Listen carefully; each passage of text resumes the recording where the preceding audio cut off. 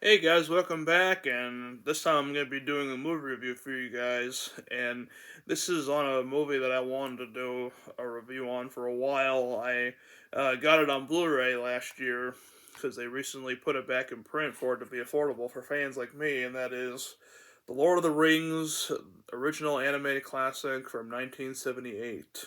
And some of you may have heard of this one, some of you may not have because you're just familiar with the Peter Jackson trilogy.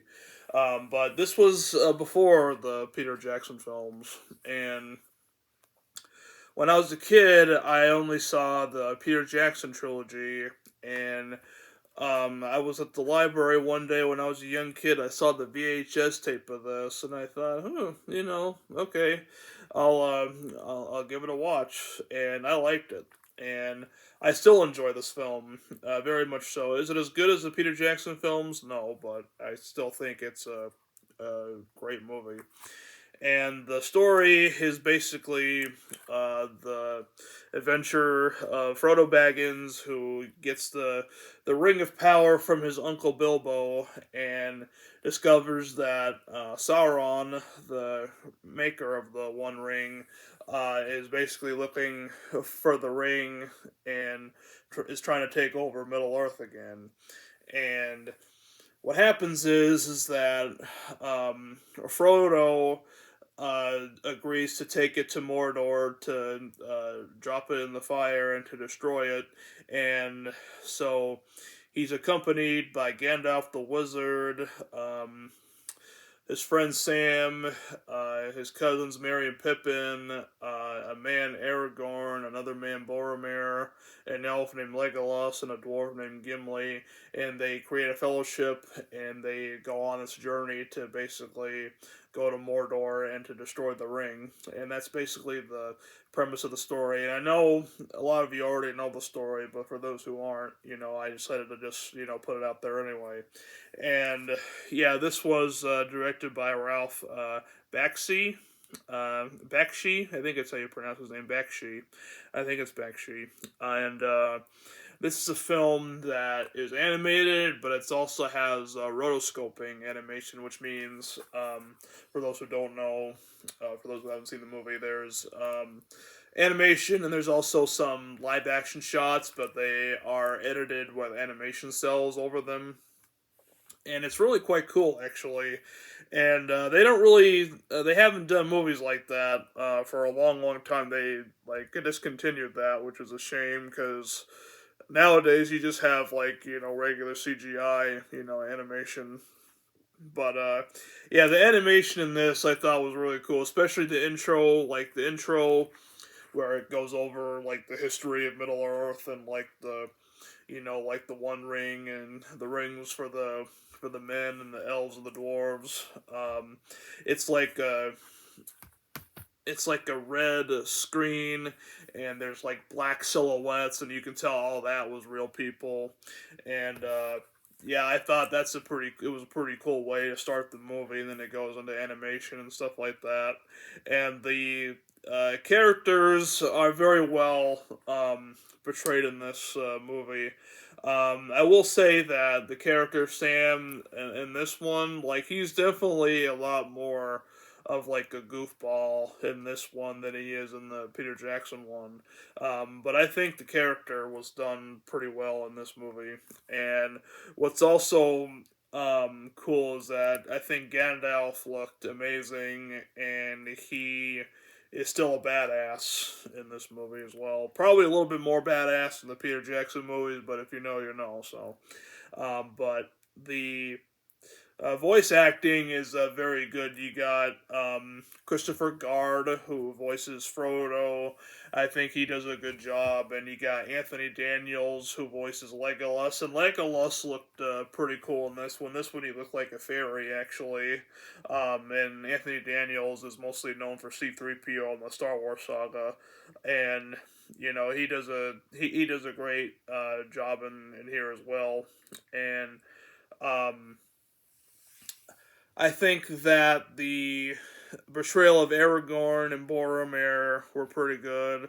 However, I do think that Viggo Mortensen and Sean Bean played them a lot better. That's just my opinion, mainly because I saw those movies before I saw this, so that's probably why I feel that way.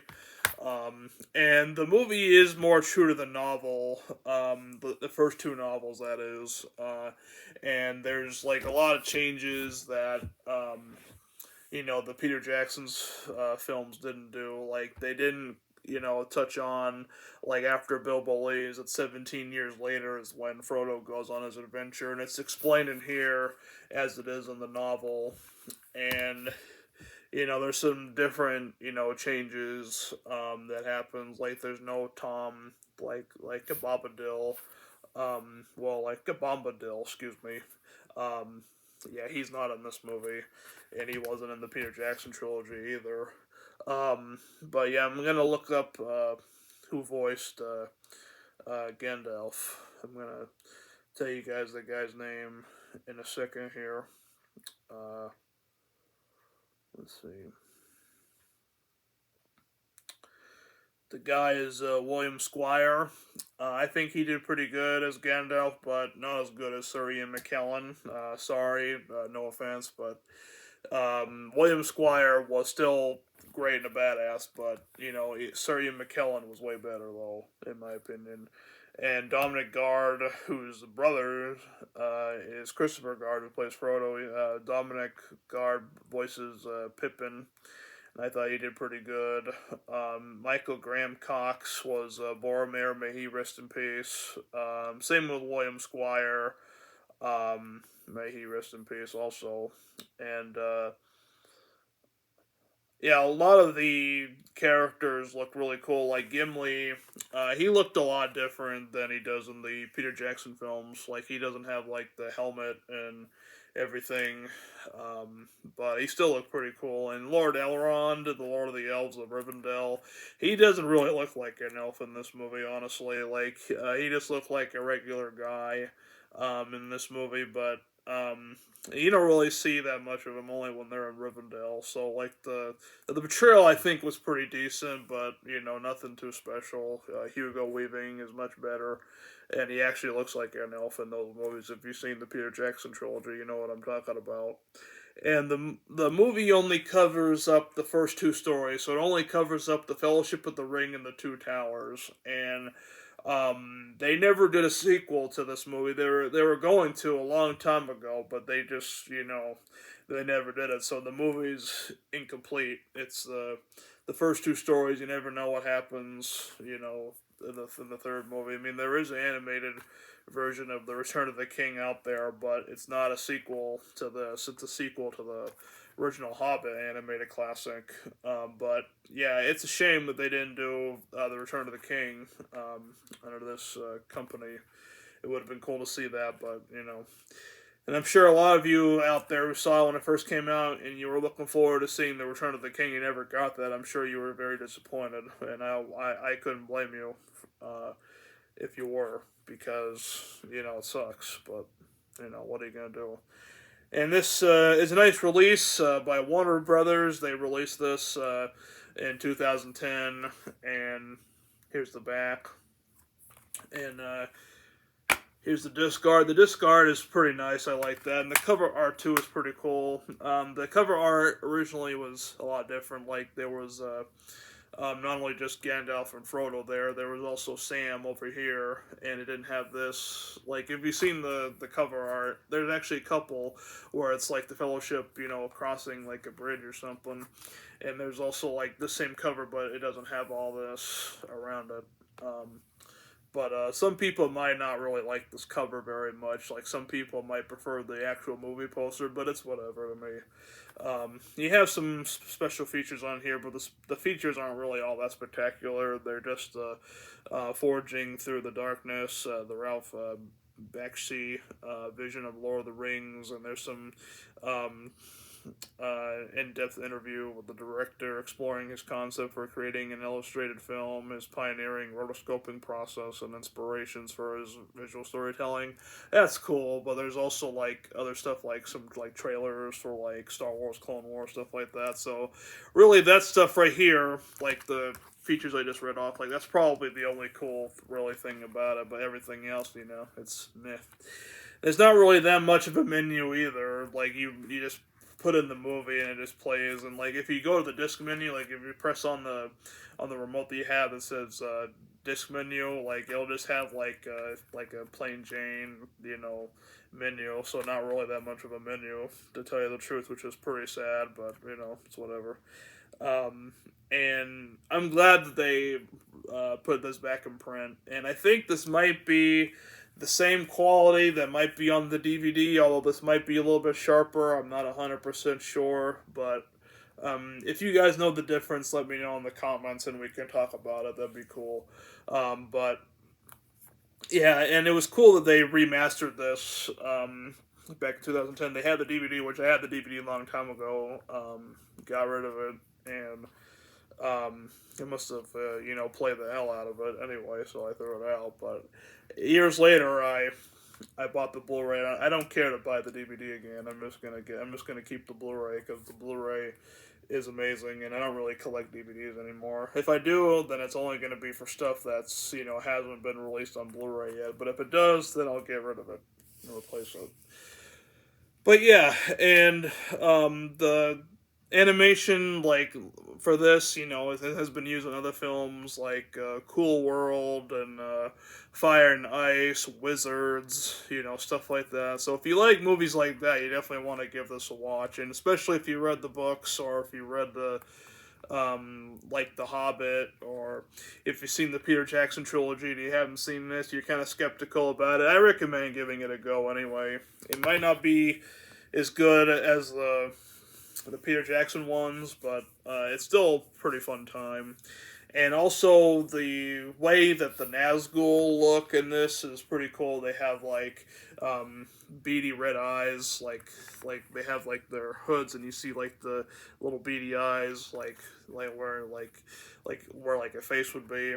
That looked really cool and kind of creepy. Like that's what it looks like. Like that's what one of the Nazgul looks like. And yeah, they're like tall Jawas, like my mom said when we watched it, because she hadn't seen it, and I showed it to her. She thought it was good too. But yeah, the Nazgul look like tall Jawas in this one, and they also sound really creepy. Like when they talk, like they have really like sinister, spooky sounding type voices and everything. And also the orcs in this, I thought looked pretty cool. Definitely not as creepy or scary as the ones that are in the Peter Jackson version, but the orcs still look pretty cool. Like they had like little tiny beady red eyes, and they had like fangs and everything. And it's definitely not as violent as the Peter Jackson version. I mean, it is violent. There is some violence in it, but it's like mild compared to the Peter Jackson one. So if you have kids, this is definitely the one to show them first, and then as they get a little bit older, show them the Peter Jackson versions. But yeah, like it still has some scary images in it. I thought Gollum looked pretty cool, and I like the actor's voice that voiced him, and I thought that it's a very good adaptation that's truer to the source material. And Peter Jackson versions are true to the source material too, but this one's like a little bit more true to the source material. And, it's even credited as based on the novels The Fellowship of the Ring and the Two Towers. And, um, yeah, I also thought it was kind of strange, like, if you hear it, like, when you watch it, like, they'll say Saruman, the White Wizard, like, they'll sometimes say Ahriman, which, I don't know. I think that was probably done by accident, but they just didn't bother to go back and redo the dialogue and say it. So, yeah, it's kind of funny, but it's also kind of strange at the same time. But like you'll hear Aramon, then you hear Saruman, then you say, and then you hear Aramon again. So that's kind of silly. But it's whatever. And I thought that Treebeard, the alive tree that comes across Merry and Pippin, I thought the Treebeard looked pretty cool. The animation of him was really really cool, and yeah, I just love this story. I love Middle Earth and Lord of the Rings. I'm a huge Lord of the Rings fan. I even have J.R.R. Tolkien's initials right there on my wrist right there, and so I'm a big fan. I also have the Eye of Sauron on my back too, which is like it has the elvish writing that's around the ring around there, and then it's like the top of Barad-dûr with the eye and dark clouds. It's really cool. But yeah, I'm a huge Lord of the Rings fan, so um, I can't say nothing but good things about this. It's very fun. It's a little over 2 hours, 2 hours 13 minutes. Not as long as like the Lord of the Rings by Peter Jackson, but yeah, it's still pretty good, and it's a fast paced. Little over 2 hour movie. Honestly, it doesn't drag on at all or anything. Like it's like straight to the point. Some might say that they prefer this pacing over the Peter Jackson trilogy. I don't know, but if you do, then then you're entitled to that. And I am really happy that they gave this a Blu-ray release because it definitely deserves it. So if you guys seen it, let me know what you think of it in the comments below. Do you like it? Do you not like it? Whatever it is, let me know, and we can talk about it. And do you have it? Do you want to have it? Because you can get it on Amazon for pretty cheap nowadays. So yeah, definitely look forward to doing more videos for you guys, and stay tuned for more reviews and all that stuff coming up soon. And thank you guys so much for watching, and I'll see you guys in the next one.